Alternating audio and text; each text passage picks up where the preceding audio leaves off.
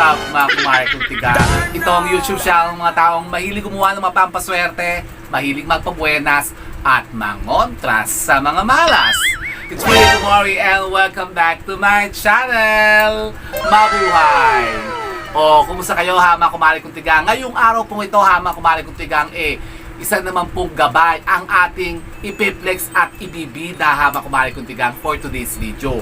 Kasi ngayon po ay magbabahagi lang tayo ng ilang mga kaalaman para tayo po'y makahalina ng mga sinasabing mga bago at mga fresh na kaswertihan sa ating mga tahanan. Kung kayo po'y talagang patuloy pa rin na dinadagasa, talagang kayo pinupugigin ng mga negativities dyan sa bahay po ninyo at parang napakailang po ng pagpasok ng kaswertihan sa inyo, ito po ha mga kumare kong tigang, kayo po ay bibigyan ko kayo ng mga ilang gabay para kayo po ay pasukin na ng mga inaasam-asam nyong kaswertihan na yan. O, talaga ba? Opo ha mga kumare kong tigang, kasi ngayon po ay iisa-isain po natin yung mga sinasabing mga napaka-epektibong pampaswerte na dapat po ilagay nyo po sa harapan po ng inyong pong mga pintuan at dapat ito'y meron po dyan lagi sa inyong pong mga tahanan.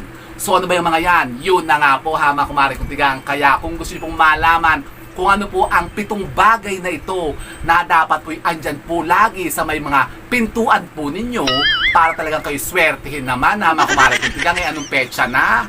Nako, panoorin nyo po ang video kong ito. So you wanna go? So let's go ha mga kumare kong tigang.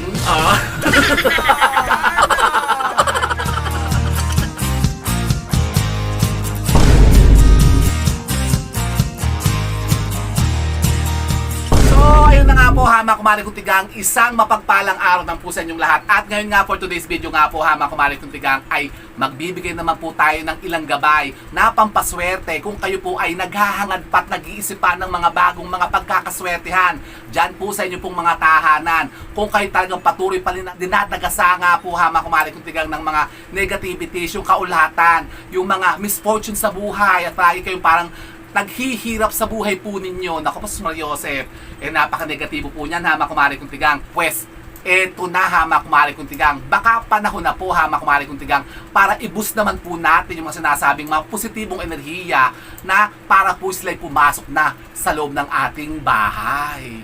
Ano ba yung maingay na yung leche Ang ingay naman tong akin. Electric pa ko, ang ingay Hoy, tumahimik ka na nga muna. Nakakarinig ka. Ito na lang muna, isa ditong electric pan. Anak, nakakayos talaga itong electric pan na ito. Laging, parang nang istorbo, parang siguro, nag-overheat na ata, Marami ka na ba? Siya mo kasi nililisin kita. Nako. At yun na nga po ha, mga kumare, kasi ngayon nga po meron tayong i-share na 7 bagay. 7 bagay ha mga kumare kong tigang na dapat nyo pong ilagay po sa inyo pong mga pintuan para kayo naman po'y makasalikop na at maka-attract ng mga sinasabing mga positivities na yan sa kaswertihan. Ano ba yung mga yan? Yun na nga po ha mga kumare kong tigang, kaya wala na masyadong chika talakis kasi baka sabihin naman nung dito haba-haba nung pasakalikot mga chika ko ayaw pa daw diretsahin sa punto. Tapos Maria Joseph, naku naman, nagmamadali, may taxi bang nag-iintay? Pero bago tayo magpusida, mga kumare kong tigang, tayo po muna ay magpa-fresh look ha, mga kumare kong tigang. Magpa-good vibes po muna tayo. At ano nga po ang pinakamagandang gawin kapag tayo magpapa-good vibes? Siyempre, yung ating fresh look, mga kumare kong tigang. Para lagi po tayong fresh ha, mga kumare kong tigang. So, paano ba yan? Ganito, sabayan nyo po ako. Magpa-fresh look po muna tayo. May counting to ha, mga kumare kong tigang. Sundan nyo ako, ganyan 1, 2, 3. Fresh look, fresh look, fresh look. Tapos gaganon. Are you crazy? Are you out of your mind? Are you crazy? Are you out of your mind? Pasukin naman talagang kayo po pugigiin naman ng positivity sa buhay po ninyo. Huwag kayong tutugloy-tugloy ha mga kumare kong tigang. Magpa-fresh look kayo para kayo naman po ganah-ganahan. So yun na nga po ha mga kumare kong tigang. Ano-ano ba yung mga sinasabing mga bagay-bagay na yan na dapat po'y meron po tayo sa ating mga pintuan para tayo po ay makaakit nga po ng mga sinasabing mga positivity ng kaswertihan. Yan, lalong-lalo na po sa usapin ng kaperahan na mga kumari kong tigang. Kayo palagi pa rin talagang, nako, olat sa talagang, lagi kayong walang kapera-pera sa bahay po ninyo. Nako, maglagay kayo nito, ha, mga kumari kong tigang. Ano yan? Ito, number 1 po, ha, mga kumari kong tigang, nasa tabi ko. Ayan, ginunguso. Ginunguso pa talaga. Ito po, ang isa po sa pinaka napaka-powerful po na pampaswerte na dapat po ay hindi po nawawala lagi po sa mga pintuan po ninyo, ang ating asin. Asin. Opo, ha, mga kumaring tingnan ako, hindi nyo pa rin ba talaga nasusubukan ng asin? Nako naman, nako, nahuli na po kayo sa balita.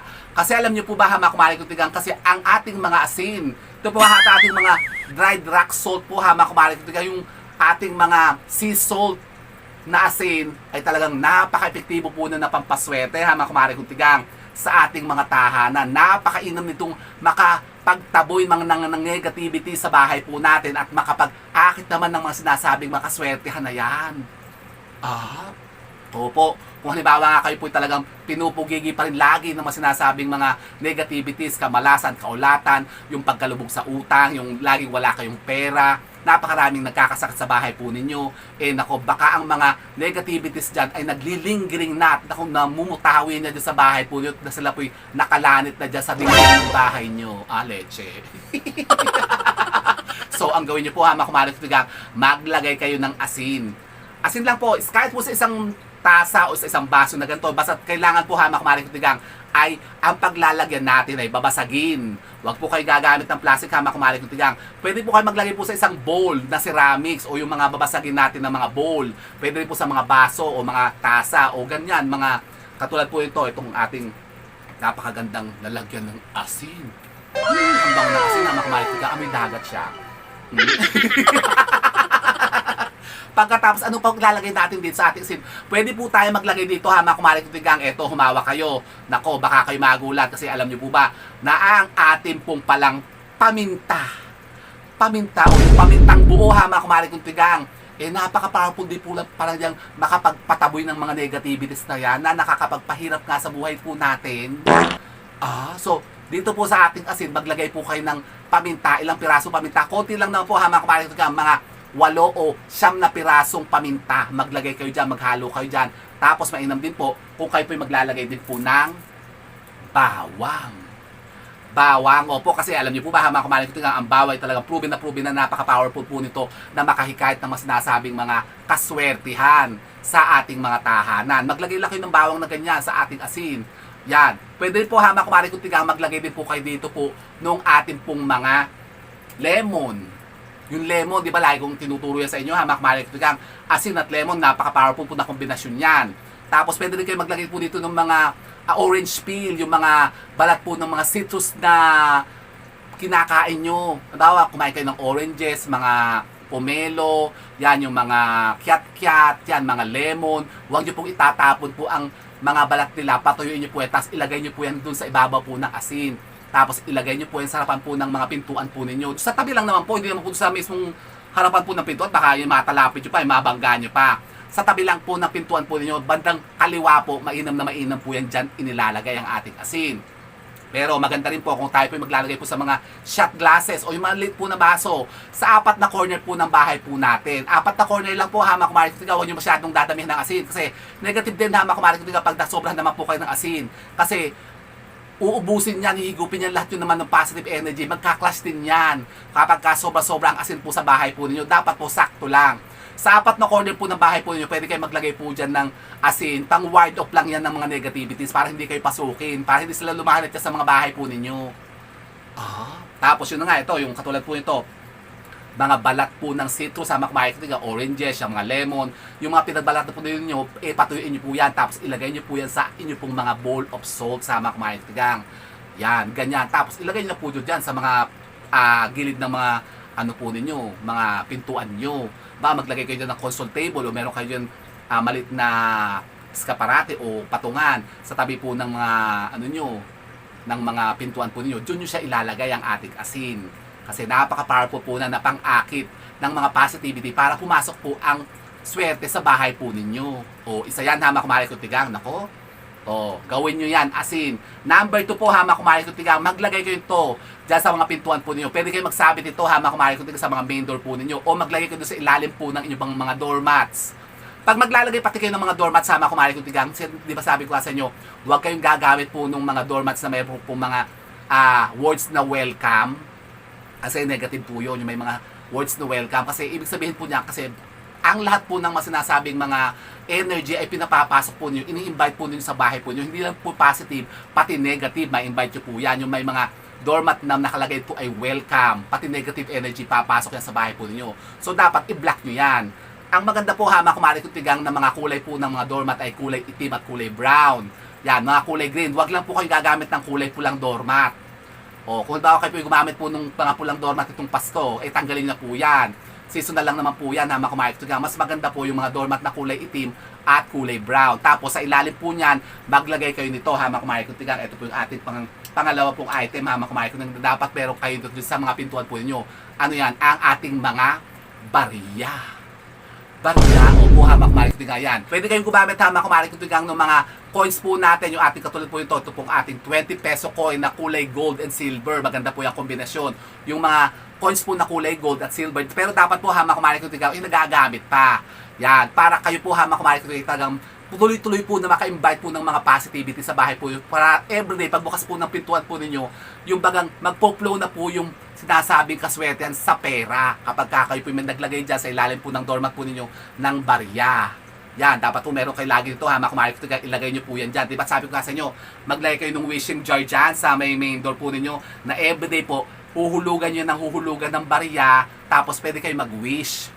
Mag-wish kayo every, isang coin sa ganyan, ihulog yung ganyan. O sabi mo, patamain mo ako sa loto, o patamain mo ako sa wedding, patamain mo ako sa STL, o magkaroon ako ng bagong transaction ngayon, bumenta ako ng marami, gano'n, ihulog nyo lang sa jar. Yan, katulad nyo, flex ko lang itong napakalaking jar ko na dito, halos mapuno-puno ka na. Aray ko, Mario, jar. Ha? Tingnan nyo naman, halos mapupuno na, ha? Ano palang petsa ngayon? Ay April pa lang. Ito bagong gawa ko lang, ha, mga kumari kong tigang, yung ating prosperity wishing dyan. Ako, napaka ano na. Ako po si Mario Joseph, ang bigat niya. Yan. Ito pa, ha, mga kumari kong tigang, nilalagyan ko rin po nito. Ito pong ating napakaswerte nito ngayon po 2025. Di ba sabi ko sa inyo, mag-atika kayo ito, yung ating pampaswerte na bill, gold bill na foil na ganito. Yan, para sa Year of the Snake. Lagay nyo yan dyan, tapos maglagay din po kayo ng dahon ng laurel dito po sa jar natin. Tapos yan, meron itong bulaklak ng kawayan. Tapos andito rin po yung ating lucky silver spoon, para dire-diretso po yung ating swerte. Yan, marami akong lalagay ito, may magnet, yan, yung mga coins sa ganyan, yung mga gold tsaka silver. Tingnan nyo naman, hindi ko na mabuhat. Diba? Maglagay ko ito sa may bandang pintuan po ninyo. Nako, ako'y naluluto sa naata, parang ang bigat natin. Lalagay ko muna doon. Seryoso. Nako po, Kinahit ko po. Pero yan parang kinukupitan ata ni Gabi. Pagka ako wala dito, diyan kumukuha ata ng pamasahe pag pumapasok. Kaya hindi pa rin napupuno. Pero mapupuno na. Tingnan nyo, hama kumari kong tigang. Ganyan. Pwede kayo maglagay niya sa isang jar po dyan sa may pintuan po ninyo. Malapit sa may main door po ninyo para ma-attract niya yung pag-flow po o pagpasok ng mga sinasabing pera. Swerte sa pera. Talaga ba? Opo, hama kumari kong tigang. Tapos eto pang isa, pangatlo po. Kayo po yung maglagay po ito, itong nasa tabi ko. Ito po yung aking wooden box o yung aking baul. Dito ko po, actually, ito po yung ginagamit ko talaga kapag kami mga nagpapareserve sa akin na mga nag-o-order sa abroad. Na hindi po na nila kinukuha. Pero ngayon po wala na. Kasi halos lahat po ng mga orders ngayon ay nakuha na. Yung mga reservation dito po ipinlalagay sa aking enchanting at napaka-powerful na ito, pampaswerte natin na box. Ito yung taguan ko ng mga pampaswerte dito. Anong laman niya? Papakita ko sa inyo, hamak mic na ako, kumapit kayo. Ito, lagan. Anong laman? Wala. Walang laman. Wala po, kasi nga, ito nga kasi ginagamit ko nga po, lalagyan nga po ng mga orders sa atin, pero ito po talagang antigo na, hamak mic, tingnan nyo naman. Tingnan nyo, ha. Antigo yan. Mas matanda pa to sa akin, hama kumari kong tigang. Ito daw po, hama nung araw ay lalagyan daw po ito, ayon po sa tinanggalingan po ito. Ito po ay kaha po ng benta. Pinaglagyan po ito ng benta sa sinaunang tindahan. Ito kasi naatikha ko to eh. Ibig sabihin, libo-libo na talagang umano dito, pumasok dito na pera. O yun na maganda. Yung mga ganun na mga lumang mga wooden box na ginamit dati na mga kaha ng tindahan. Kasi ibig sabihin, pera ang ano niyan, ang laman lagi niyan. So kayo napakaina, maglalagay po kayo ito sa may mga main door po niyo. Huwag naman po sa gitna. Sa medyo tabihan lang po, di ba, sabi kasi maglagay ng console table dyan, tapos ilagay niyo po ito wooden box. Isa po yan. Pangatlo po sa item na dapat may meron kayo dyan, hamak marketing sa mga pintuan po natin. Sa gilid ng pintuan po natin, sa may bandang left. Siyempre, lalagyan po natin ng laman ito. Ano ilalagay natin dito sa loob? Yun na nga, hamak marketing, maglagay kayo dito, hamak marketing ng pera. Yung pinaka highest denomination po natin ng pera. Halimbawa, magkano ba? O eto, di kukuha tayo dito ng pera naman. Tapos kita ko naman po yung wallet ko sa inyo, hamak marketing. Yan, 1,000 peso din. O, maglagay kayo ng 1,000. Kahit, siguro kahit 100 lang, pwede na po yung... Yan, ganyan po ha. Yan, eto po hamak marketing. Maglagay kayo ng wooden box dyan sa mga pintuan po ninyo. Sa malapit lang po sa pintuan po ninyo. Tapos, anong ilalagay natin sa wooden box na yan? Maglalagay po tayo kasi dito hamak marketing ng tatlong item pa. Yung ating pang number 4. Ito po, maglagay kayo po hamak marketing ng ito. Yung ating mga perang papel. O yung ating mga paper bin. Yan. Pwede po kayong gamit hamak marketing yung highest denomination po ng pera natin. Yan, katulad yan, 1,000. O pwede po yung kahit po yung mga 100 lang. O mga kahit yung mga 20 pesos o mga 50 pesos, 100, 500. Pero mas maganda nga, pinaka-highest denomination po ng pera natin. Basta kailangan po may lamang pera po itong box na to. At syempre kailangan, sasabihin nyo dun sa mga kasama sa bahay, huwag na nakawin. Huwag haharbatin. So ilalagay natin yan dyan, hamak marketing. Yan po yung pang-apat natin na items na dapat meron kayo dyan sa mga pintuan po ninyo. Kasama po ng ating mga semi-precious stones o mga crystals natin. Yan yung mga ginagamit natin, mga papaswerte, yung katulad po ng ating mga amethyst, yung mga citrine, mga jade, yung mga opal, yung mga iba't iba natin ng mga papaswerte ng mga ito. Katulad ito, meron ko nabili kasi dito ng mga ano nasa ito. Yung mga iba't ibang klase po ng mga stones natin. Yan, kompleto na po ito. Meron ditong agate, meron tong citrine, merong jade, merong quartz. Yan, tingnan nyo. Ito po, may nabiling ganyan sa online kung gusto yung mga sample lang. Pero ako po, meron talaga ako dito mga collection talaga ng mga ganyan na mga crystals na pampaswerte na ginagamit ko talaga. Katulad po ito.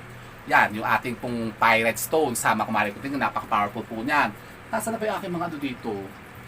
Yung mga tower ko dito, nawala na ata. Nasaan na? Yung mga tower ko dito, saan ba napunta? Tower crystals ko dito, marami kong tower crystals dito ito pala. Yan, katulad po ito hamak marketing, meron ako dito mga iba't ibang mga tower crystals. Ito po, katulad po, ito yung ating citrine. Tower citrine natin to. Yan, tapos ito naman po yung ating amethyst. Yan, ganyan. Tapos meron din tayo ditong opal. Yan. Iba't ibang klase po ng mga crystals yan. Pwede kayo maglagay po dito sa loob hamak marketing. At isa pa po, ang pang-anim, pang-lima po yun hamak marketing. Ang pang-anim po, maglagay po kayo nito diyan. Malapit po sa mga pintuan po ninyo, hamak marketing. Napaka-powerful po itong mapaswerte ang ating pong susi. Susi o yung mga luma nating mga susi. Mas maganda po yung mga katulad niyan, yung mga nabibili sa mga online. Meron ganyan mga pang talaga, accessories na mga susi.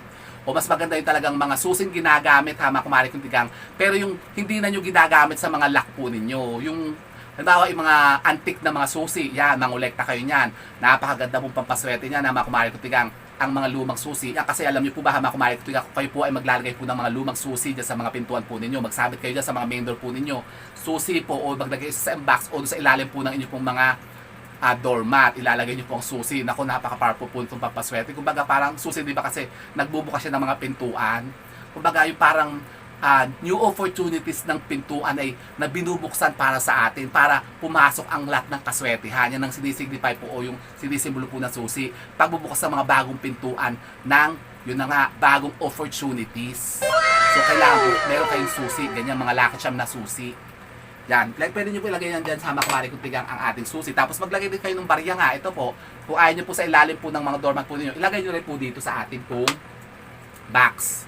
O, kasama na po yan. Pero yung po ating asin, huwag nyo na po ilalagay diyan sa loob. Kasi dapat po nakabuyang-yang po yan dito sa ibabaw niya. Diyan nyo po ilagay ang ating asin. O, so yun po ang 7 bagay ha, mga kumari ko na napaka-powerful, napakalakas pong pampaswerte, makahikayat ng mga sinasabing positivity na yan para kayo talagang dagasain. At yun na nga, pugigiin ng mga sinasabing mga biyaya ng buhay. Talaga ba? Pero ha, mga kumari ko, dapat kayo maging positibo. Dapat lagi kayo ha, mga kumari ko, maglinis ng bahay po ninyo. Baka naman kayo maglalagay nga ng mga ganyan mga papaswerte, kayo naman ang nagbubisit nga sa buhay po ninyo, kayo mismo yung umatak din po ng mga negativities. Bali wala din yan. Kapag kaganyan kayo, yung kailangan po yung mindset po ninyo, atakin natin. Kung i-attract natin yung positivity, para talaga sila'y pumasok sa atin at dumating na yung mga minimit-himit nating kaswertehan na yan. Huwag kayong magbubusit sa buhay po ninyo. At saka, maglinis lagi ng bahay po ninyo.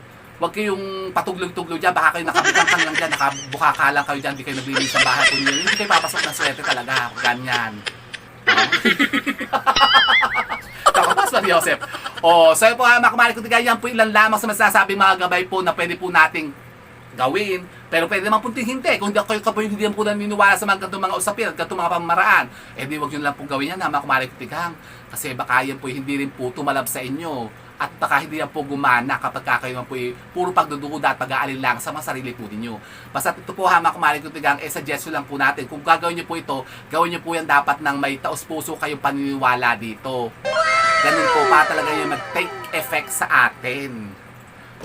Diba ga? So yun po ha, mga kumain ko tigang, sana po may napod ng mga bagong idea at kalaman sa pag-akit at pag-attract ng mga bagong kaswertihan. And with that, mga kumain ko tigang, keep safe and God bless. Thank you for watching. And don't forget to subscribe my channel. I know you like it. And don't forget to brush your teeth. Bye mga kumain ko tigang.